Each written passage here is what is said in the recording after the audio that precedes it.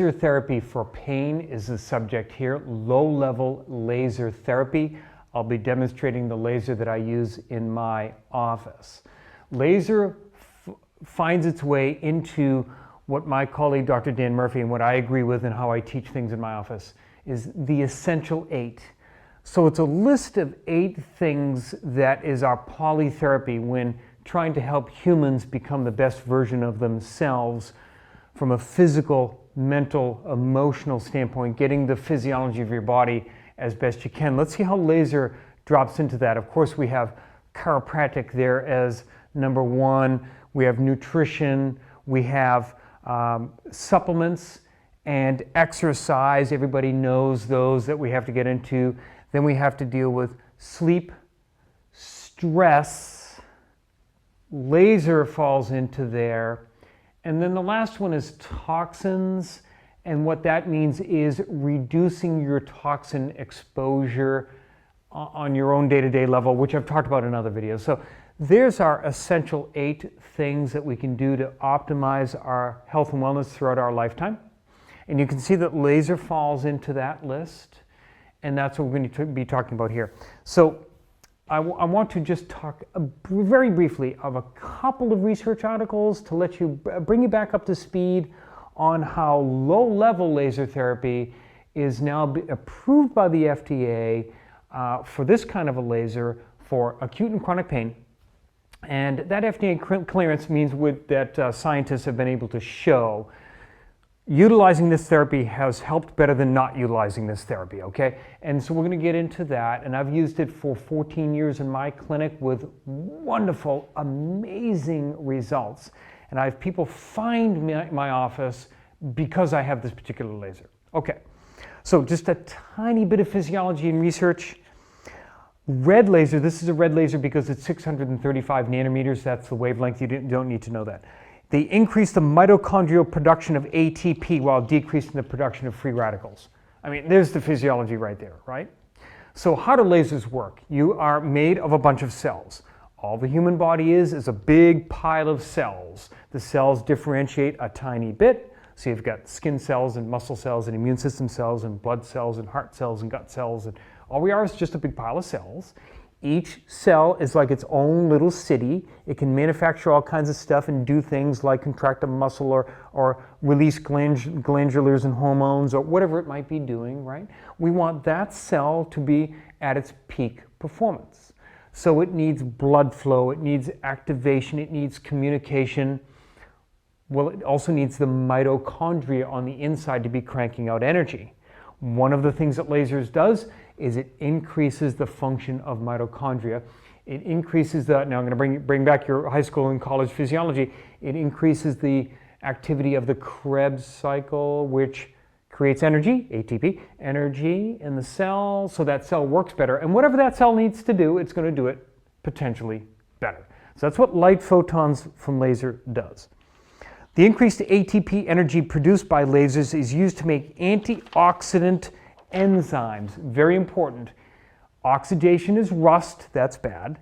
Antioxidants or antioxidation is good, right? Okay? And antioxidant proteins like glutathione and alpha lipoic acid. These antioxidants help to neutralize other free radicals, enhancing healing and health. That's another thing that lasers are doing.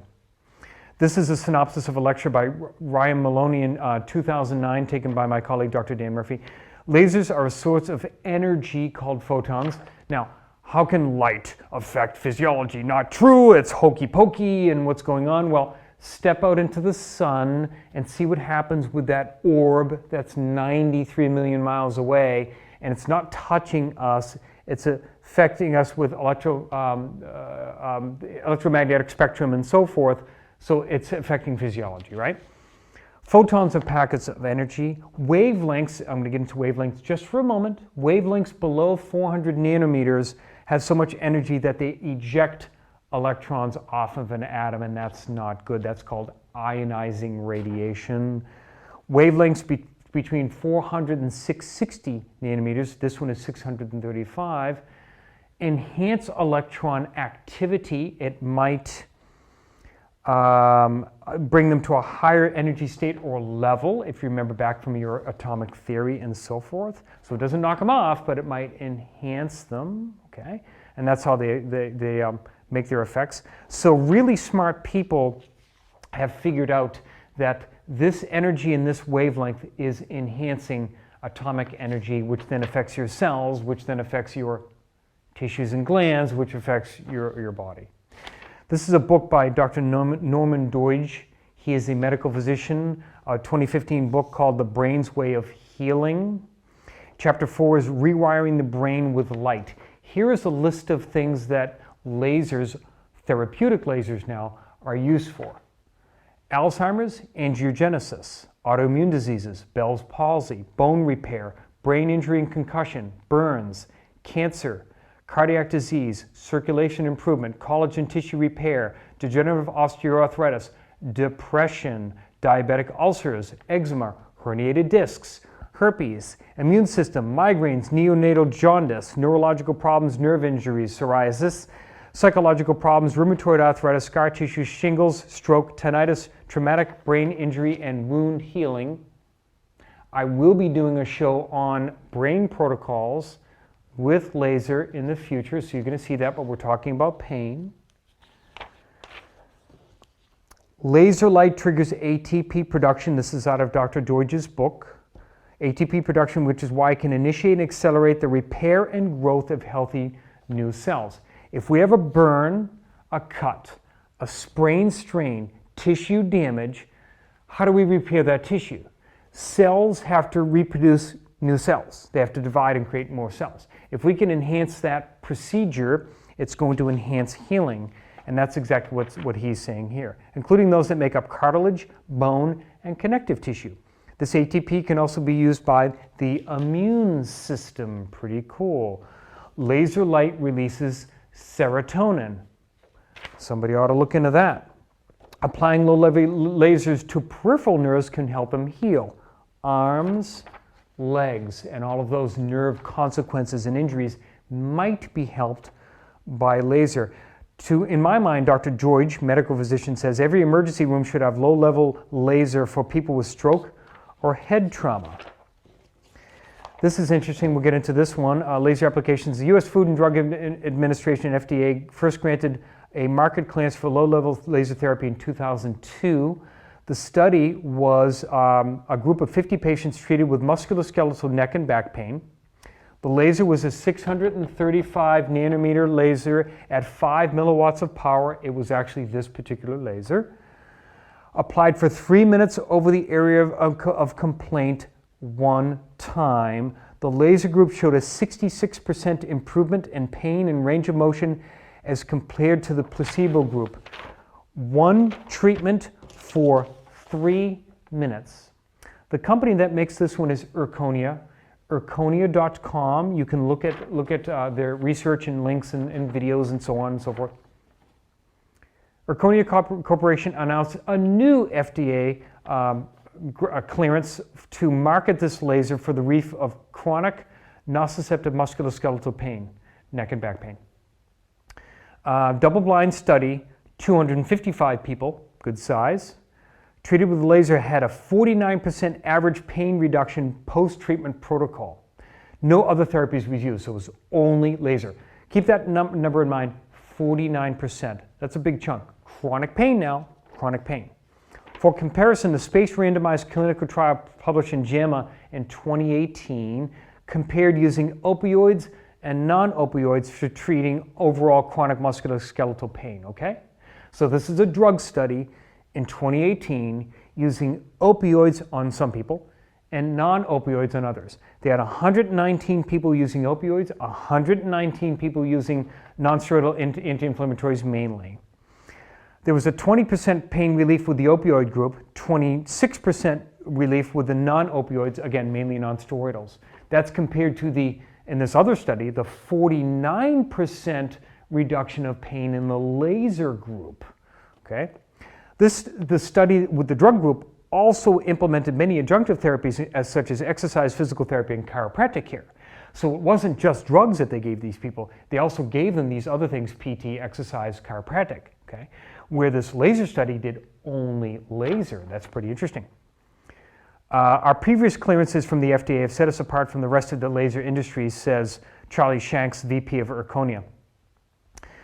Based on these results, the fact that there are no known negative side effects of laser except for don't shine it in the eye.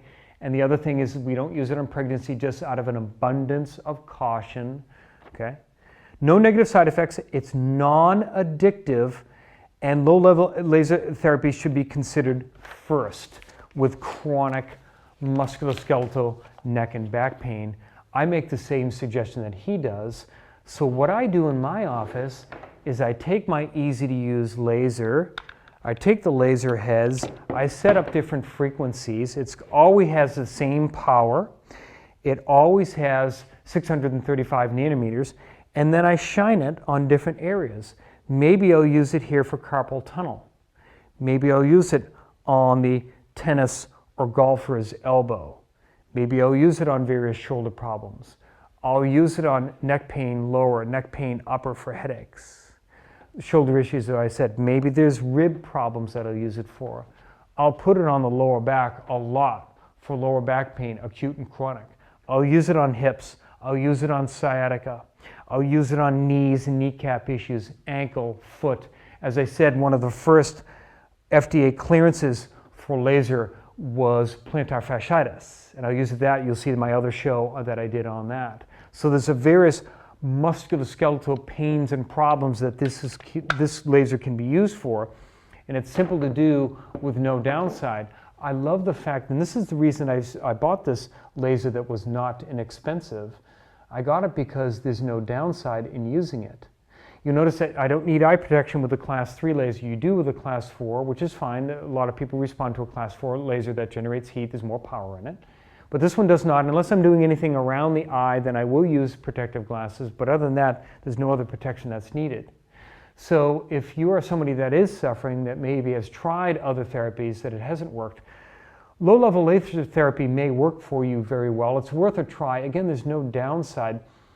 And for most people, if they're going to see some improvements with laser, it's not going to take very long to notice if there's going to be a change. It could be, some people notice a change in just one visit, maybe 3, maybe half a dozen, maybe a dozen at the most. So low-level laser therapy is something definitely to be considered with musculoskeletal pain, among other things.